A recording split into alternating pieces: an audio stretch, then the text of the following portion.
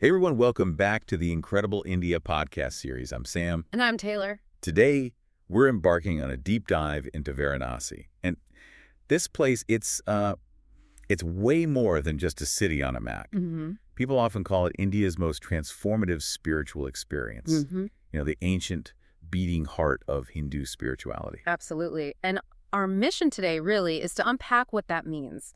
We want to get into the core insights, the profound experiences that might await you, the seeker in Varanasi.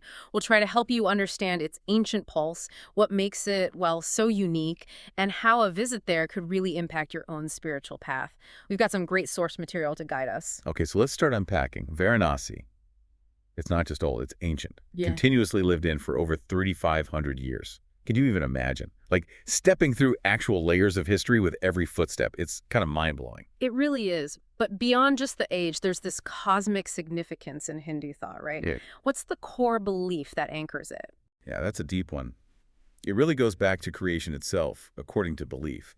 Many Hindus believe Varanasi is literally where Lord Shiva and goddess Parvati stood at the dawn of time. Wow. So it's seen as a sort of microcosm of the whole universe. Exactly, like the spot where the divine first touched the earth, makes it inherently sacred. And even the name Varanasi, it comes from two rivers, the Varuna and the Ayasi. Right, and they flow into the Ganges there. There's this strong belief, isn't there, about confluences? Yeah, that where sacred rivers meet, there's this powerful energy, a kind of spiritual vortex that draws people in. So the geography itself is deeply spiritual. And that power, it really seems centered on the Ganges, especially the Ghats, the steps leading down to the river. Tell us more about those. I hear there are dozens. 88, actually, along the western bank. And you're right, each one feels like it has its own story, its own purpose, its own energy signature, you could say. Okay, give us an example. Well, take Dashwamedh Ghat. If you want pure devotional fervor, that's the place, especially for the evening Ganga Arti ceremony. Ah, yes, the famous Arti. The air it vibrates, Yeah. bells, chanting, thousands of little flames floating on the river. It's this huge multi-sensory experience. It pulls you right in. Sounds intense. But then there are other Ghats with a totally different feel, right? Like Manikarnika. Oh, completely different. Manikarnika has this profound, almost solemn energy. That's the main cremation ghat. They perform cremations there, 247 right out in the open. And the belief is? The belief is that dying in Varanasi and having your ashes scattered in the Ganges there grants moksha. Liberation from the cycle of rebirth. Exactly. The ultimate spiritual jackpot, as some sources put it. So it's a place you approach with absolute respect. No photos, obviously. It's a powerful, very direct encounter with impermanence. Such a contrast. And then you've got Asi Ghat way down at the southern end. It's much quieter. That's where you find yogis, meditators, people looking for introspection, away from the main hustle. Okay, so it all starts to make sense why pilgrims have been drawn here for, well, millennia. It's not just sightseeing. It's this deep pull towards moksha, purification in the Ganges, seeking wisdom from pandits. Finding clarity. Yeah, it really feels like a living spiritual classroom. Ashrams teaching Vedanta, classical music, traditions stretching back centuries. You feel like you're stepping into something ancient and unbroken. Right. And that feeling, that living tradition. You mentioned the Ganga Arti at Dashwamedh. Let's go back there. What does it actually feel like to witness that? Oh, it's hard to capture fully. Every evening, priests in these flowing robes, huge brass lamps, synchronized movements, billowing incense, the chanting is hypnotic. It creates this almost magical atmosphere. Honestly, when I was there, time just seemed to stop. You're not thinking about your phone or what you're doing tomorrow. You're just there, present. The goal is in presence. And what's amazing is even people who don't understand the Sanskrit mantras, they often report feeling this shift inside, this deep connection. That makes sense. The energy itself communicates. Any tips for someone who wants to experience it? Definitely. Get there early, like an hour beforehand, to get a good spot on the Ghat steps. Oh, okay. Or, even better perhaps, hire a small boat. Watching from the river gives you this incredible panoramic view, and it's a bit removed from the immediate crowd. More reflective, maybe. Good tip. And that theme of reflection, Varanasi seems built for meditation too, doesn't it? It almost meditates for you. You can sit on the Ghats in the morning and you have this natural soundtrack. Temple bells, chanting, the river. There are ashrams like the Yoga Meditation Center near Asi Ghat that welcome visitors for dawn sessions.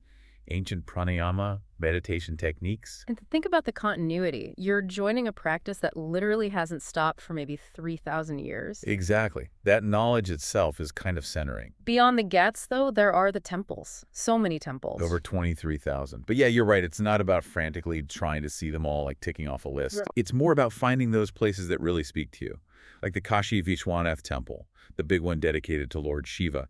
It just pulses with this devotional energy. It said that worship here can grant liberation. A major pilgrimage site. Definitely. And a practical tip.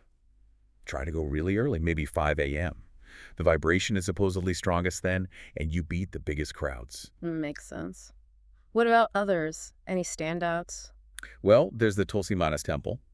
It's peaceful, beautiful gardens. But the amazing thing is the entire Ramcharitmanas epic is inscribed on the walls, like a living scripture you can walk through. Wow. And the Nepali temple at Lalita Ghat, unique wooden architecture, a real pocket of tranquility. Sounds lovely. Then you have places focused on specific needs, like the Sankat Mokan Temple for Hanuman. Yeah. People go there seeking help to remove obstacles in their life. Very relatable. Very. And the Annapurna Temple for the goddess of food. A visit is believed to ensure you'll never go hungry. It connects the sacred to, well, basic survival. That's fascinating. Any hidden gems? You know, one place I found powerful was Lahiri Mahasaya's house in an area called Bengali Tola. It's unassuming, but the meditation room, the air just feels different. Charged, maybe, with centuries of mantras.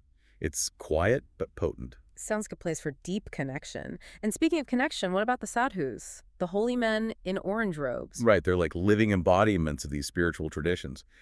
It can be intimidating for visitors, but respectful interaction is possible. It's crucial not to treat them like tourist attractions, obviously. Genuine curiosity is usually welcomed. Do you have an example? Yeah, I remember reading about someone meeting a sadhu, Baba Naga, near Manikarnika. He'd renounced everything 40 years prior. And he apparently said something like, "The questions that brought you here, they're the same questions seekers have brought for thousands of years." Puts things in perspective. Wow, yeah. Universal quest. And for more structured learning, ashrams like Mumukshu Pavan offer satsangs, spiritual discourses. Great opportunities to listen and learn. It's incredible how deep the Hindu roots go, but Varanasi's spirituality isn't only Hindu, is it? Not at all. And that's another fascinating layer. Just about 10 kilometers away is Sarnath. Hugely important for Buddhism. Immensely. That's where the Buddha gave his very first sermon after reaching enlightenment. Ah. You've got the Dhammik Stupa there, this massive structure, 128 feet tall, marking the spot. Right, and the museum, too. Yeah, the Archaeological Museum houses the lion capital of Ashoka, the 4 lions back to back. That's India's national emblem now. A symbol of peace and righteousness originating right there. Exactly. And visiting Sarnath provides this amazing balance. You get the intense energy of Varanasi's Ghats, then the profound meditative calm of Sarnath. It's a perfect spiritual counterpoint. A really holistic experience, and there's Islamic influence, too. Absolutely. You look around Varanasi and you see minarets alongside the temple spires. The Gyanvapi Mosque, built in the 17th century, is a major landmark, though a complex one historically. And the Alamgiri Mosque, built by Aurangzeb, has these stunning views over the Ganges. Mobile design woven right into the city's fabric. So it truly is a meeting point. It really is. It's like a magnet for souls searching for meaning. From literally everywhere.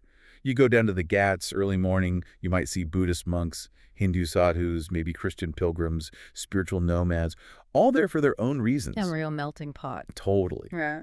And there's centers like the International Meditation Center, the Krishnamurti Foundation that welcome people of all backgrounds. Even cafes like Open Hand or a Hume Cafe become these informal spots where people discuss everything from Vedanta to Sufism to, quantum physics. Ah, love that.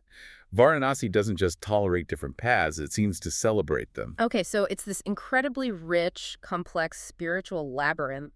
How does someone actually navigate it all? You mentioned the Ghats each having a purpose. Right, knowing that helps.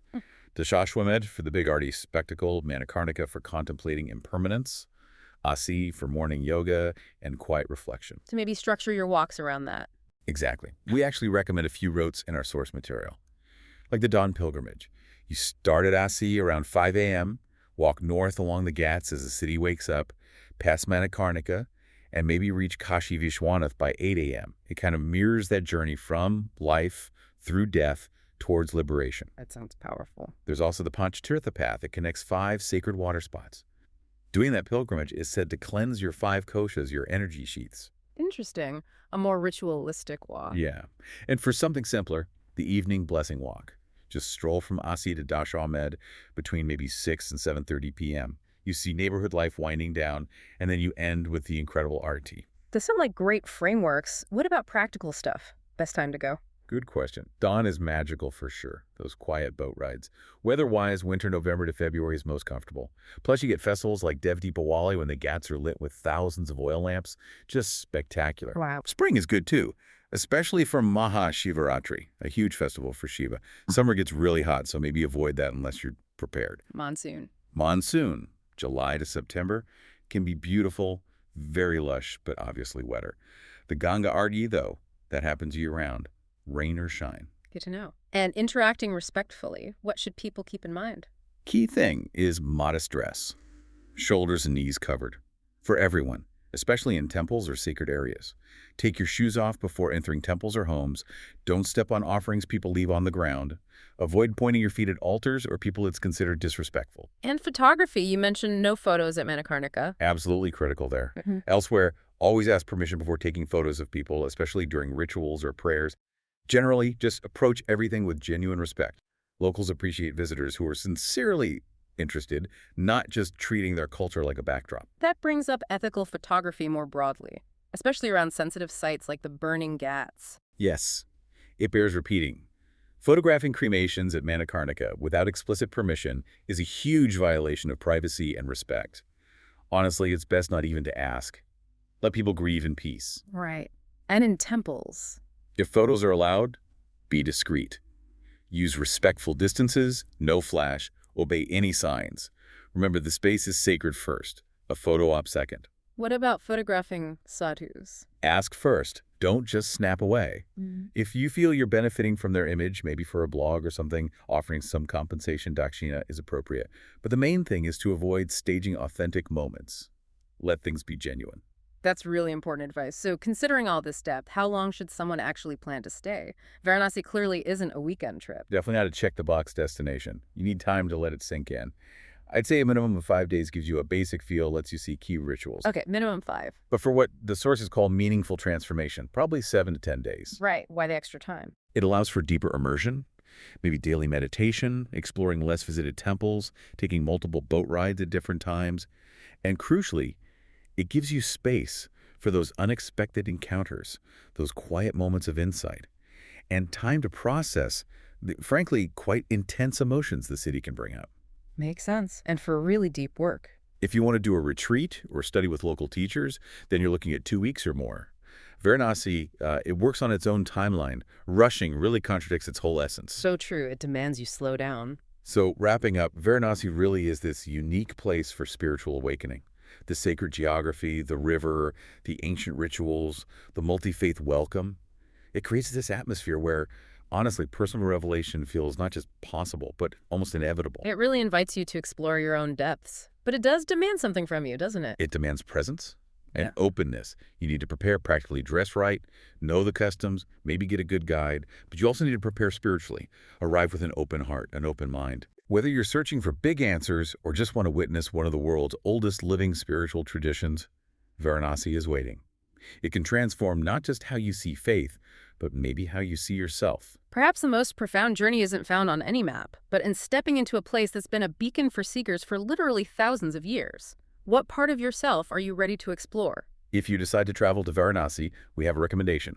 5 Senses Tours organizes tours across India which are immersive cultural experiences.